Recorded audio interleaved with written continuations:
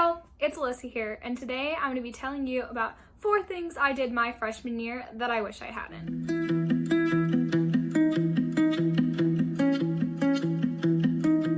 My biggest regret from my freshman year was neglecting my home friends as I pursued friends at school.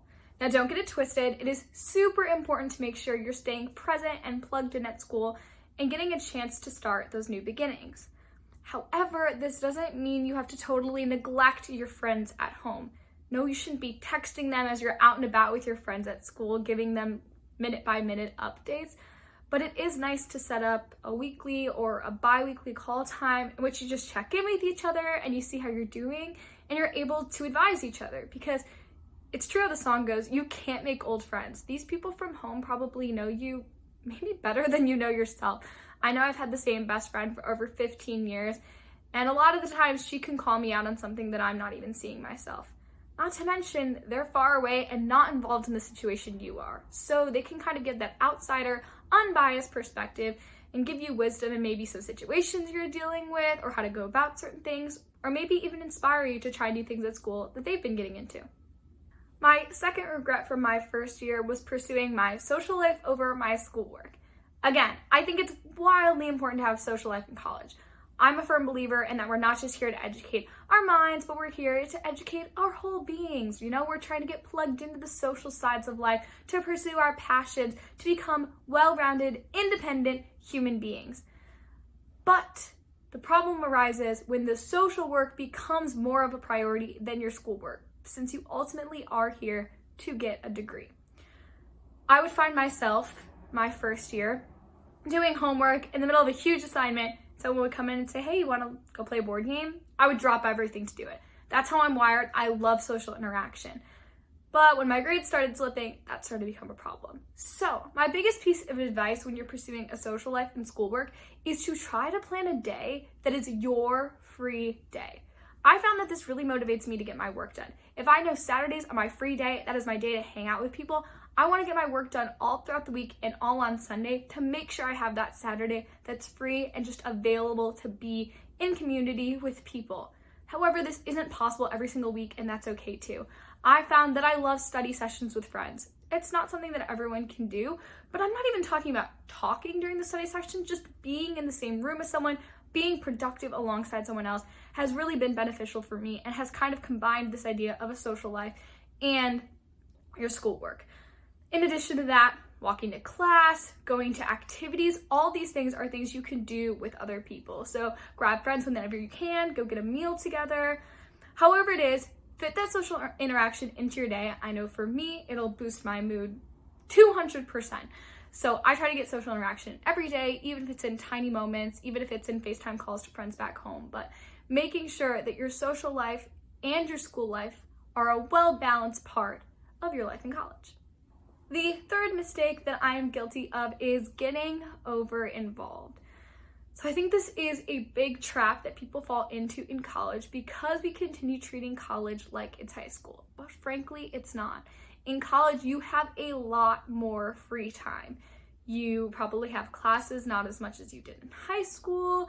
You have free time because you have to fit in meals and fit in all these other things. Nothing is structured for you, really. You go into college and you have a clean slate, a blank canvas to fill in with daily tasks, with classes, with homework time, all of these things. So I saw empty space in my calendar and I thought activities, activities, and more activities, because that's the way that I did it in high school. However, what you neglect to remember is food. You neglect to remember meetings with teachers and office hours. And I think the biggest thing you neglect is the homework load in college. I know that I was hit hard with the homework load and did not realize the amount that I would need to dedicate to homework time because it was just something that I didn't have to do in high school. So just think about that when you're planning your schedule. Try to get involved in a few things on campus, but really just plug in to those few things that you do and really give it your heart and soul, so you're not spreading yourself too thin and ultimately just creating more pressure and more stress on yourself.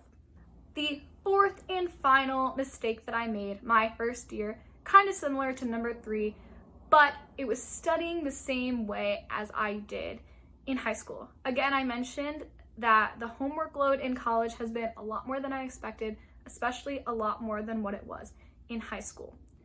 So I would set aside an hour or two to do an assignment that I thought would take that long, but would end up taking way longer just by the sheer length of it and the detail and just the amount that I'd have to use my brain to do the assignment.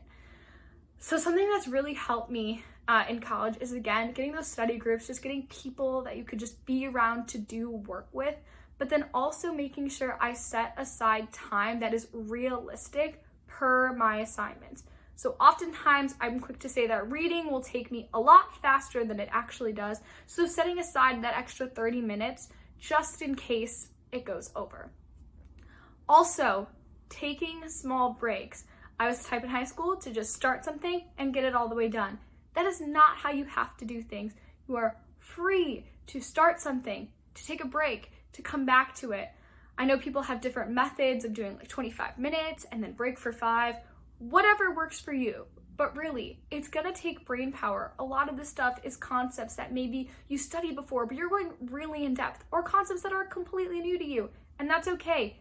Give yourself grace, give yourself time, and make sure that you're constantly finding ways to motivate yourself, whether that's, I'm gonna go out with my friends this weekend, or I'm gonna get a 5-minute break if I do this assignment.